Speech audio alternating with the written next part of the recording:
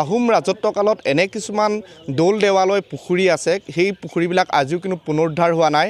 আৰু এনে এক অৱস্থাতে শিৱসাগৰ জিলাৰ গৌৰীসাগৰত এটা দৌল আৱিষ্কাৰ হৈছে, যিটো দৌল 1950 চনত বৰ ভূঁইকঁপত ভাঙি পৰিছিলে আৰু সেই দৌলটো গৰখীয়া দৌল হিচাপে পৰিচিত। আৰু এই মুহূৰ্তত মই দেখুৱাইছোঁ গৌৰীসাগৰ পুখুৰী পাৰত অৱস্থিত যিটো গৌৰীসাগৰৰ যি গৰখীয়া দৌল। আচলতে এই গৰখীয়া দৌলটো 50 চনৰ বৰ ভূঁইকঁপত এই দৌলভাগ ভাগি পৰিছিলে। আৰু ক'ব লাগিব যে গৌৰীসাগৰত শিৱদৌল, বিষ্ণুদৌল আৰু দেৱীদৌল তিনিভাগকৈ দৌল আছে। আৰু সেই দৌলকেইভাগ নিৰ্মাণ কৰোঁতে আচলতে আহোম ৰজা যি বৰৰজা ফুলেশ্বৰী কুঁৱৰী আছিলে, সেই ফুলেশ্বৰী কুঁৱৰী ৰাজত্বকালতে যিহেতু এই যি গৌৰীসাগৰ পুখুৰী, এই গৌৰীসাগৰ পুখুৰীৰ পৰা ইয়াত তিনিভাগকৈ দৌল নিৰ্মাণ কৰা হৈছিলে, শিৱদৌল, বিষ্ণুদৌল আৰু দেৱীদৌল। আৰু সেই তিনিভাগ দৌল আচলতে নিৰ্মাণ কৰোঁতে সেই সময়ত যিসকল আচলতে কাৰিকৰ আছিলে, যিসকল খনিকৰ আছিলে, সেই খনিকৰসকলে তেওঁলোকে পোনপ্ৰথমতে আচলতে পূজা অৰ্চনা কৰিবৰ কাৰণে এটা অস্থায়ীকৈ এটা দৌল নিৰ্মাণ কৰিছিলে। আৰু যিভাগ দৌল আচলতে গৰখীয়া দৌল হিচাপে পৰিচিত আছিলে।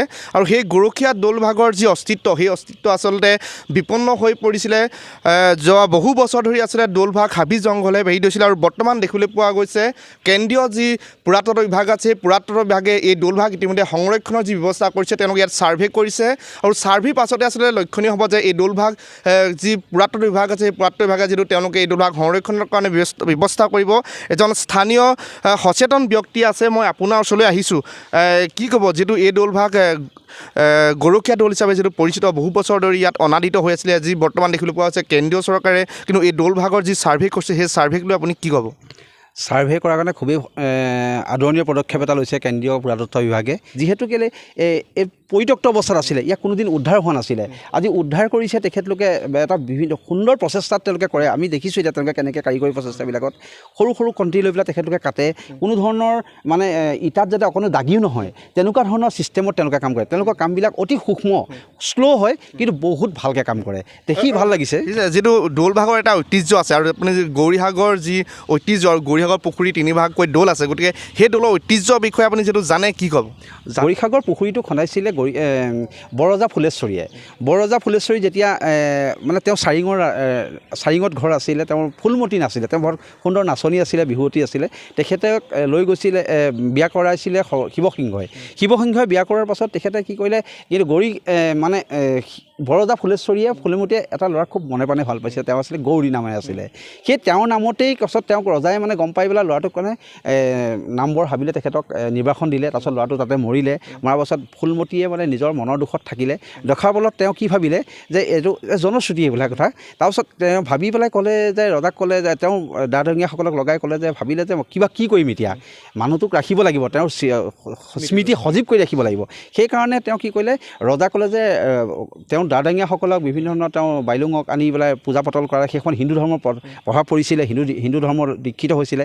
তেতিয়া কি ক'লে, তেওঁ ব্ৰাহ্মণসকলক আনি পেলাই ৰজাক এটা ৰজাৰ মানে এইটো ক'লে যে তেওঁ ছত্ৰভংগ যোগ কৰা বুলি ক'বলৈ ক'লে। ছত্ৰভংগ যোগ কৰিলে মানে ৰজাই শাসনভাৰ এৰি পলাব লাগিব বুলি ক'লে।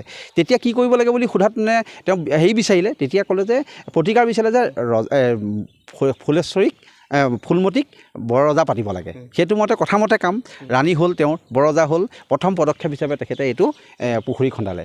পুখুৰীটো তেতিয়া ৰজাই সুধিলে যে তেওঁ তিনিভাগ দৌল বনালে, দেৱীদৌল, শিৱদৌল, বিষ্ণুদৌল তিনিভাগ আছে। তেতিয়া সুধিলে যে তুমি যে পুখুৰীটোৰ নাম যে গৌৰীসাগৰ দিলা, নামটো কি, কিয় দিলা? তেতিয়া ক'লে যে আপুনি শিৱ, মই গৌৰী, তাৰমানে শিৱ আৰু পাৰ্বতী, তাৰমানে গৌৰী নামে, কিন্তু গৌৰী নামটো কিন্তু আচল তেওঁৰ উদ্দেশ্যটো কিন্তু বেলেগ আছিলে। হয়, নিশ্চয়কৈ এটা ক'ব লাগিব যে বৰৰজা ফুলেশ্বৰী কৈছিলে অমৰ প্ৰেমৰ নিদৰ্শন। আচলতে এই যি গৌৰীসাগৰ পুখুৰী, গৌৰীসাগৰ, বিষ্ণুদৌল, দেৱীদৌল আৰু শিৱদৌল, আচলতে ক'ব লাগিব যে বৰৰজা ফুলেশ্বৰী অমৰ প্ৰেমৰ নিদৰ্শন হিচাপে ইয়াত দাঙি ধৰিব পাৰি, প্ৰতিষ্ঠা কৰিব পাৰি। আৰু এজন আছে জাতীয় সংঘৰ বিৰুদ্ধৰ বিষয়ববীয়া, আটাচুৰ এজন বিষয়ববীয়া আছে শিৱসাগৰ জিলা মহকুমা সমিতি। মই আপোনাৰ ওচৰলৈ আহিছোঁ, কি ক'ব, যিহেতু কেন্দ্ৰীয় যি পুৰাতত্ব বিভাগে এই দৌলভাগ যি সংৰক্ষণৰ যি ব্যৱস্থা কৰিছে, ইয়াক লৈ আপোনালোক কিমান সন্তুষ্ট আৰু কি ক'ব? এইটোতো আমি এটা আদৰণীয় পদক্ষেপ উপৰোক্ত বক্তাসকলে কৈ গৈছে যে মানে এইটো আদৰণীয় পদক্ষেপ, কিয়নো আমাৰ এই দৌল দেৱালয়বিলাক মানে বিশেষভাৱে আপুনি এতিয়া ধ্বংসাৱশেষলৈ পৰিণত হৈছে কিছুমান, আৰু বহুত পৰিত্যক্ত অৱস্থাত আছে। এই বস্তুখিনি আচলতে পুৰাতত্ব বিভাগে নিজাভাৱে প্ৰচেষ্টা লৈ তেখেতসকলে এনেধৰণে মানে খনন বা এনেকুৱা ধৰণৰ কাম কৰি এইখিনি সংৰক্ষণৰ ব্যৱস্থা কৰিছে। এইটো আমাৰ পৰা সদায় আমি প্ৰশংসনীয় কাম। তেখেতসকলক এইটো বিষয়ত আমি সদায় সহযোগ কৰি যাম।